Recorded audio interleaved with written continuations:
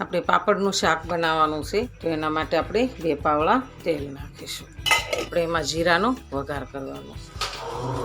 આપણે એની અંદર મીઠા લીમડાના પત્તા નાખીશું, લીલા મરચાં નાખીશું, આપણે થોડીક હિંગ નાખીશું.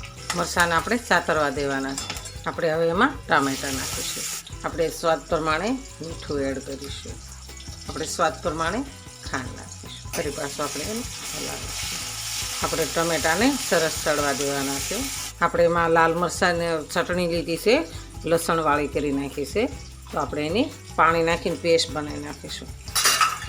આપણે ટમેટાને સરસ હલાવી દઈશું. આપણે લાલ મરચાંની લસણવાળી પેસ્ટ નાખીશું. પેસ્ટ નાખીને આપણે સરસ મિક્સ કરી દેવાનું. આપણી પેસ્ટ સરસ એકદમ મસ્ત બની ગઈ છે, તો આપણે એની અંદર પાણી એડ કરીશું.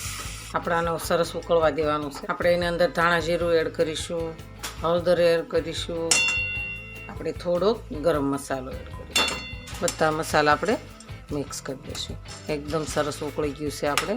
તો આપણે પાપડના ટુકડા કર્યા છે, તો આપણે અંદર એડ કરવાના છે. આપણું શાક સરસ કમ્પ્લીટ તૈયાર છે, તો આપણે ઉપર એને લીલા ધાણા એડ કરીશું. આપણું શાક સુપર તૈયાર છે. તો હાલો ખાવા.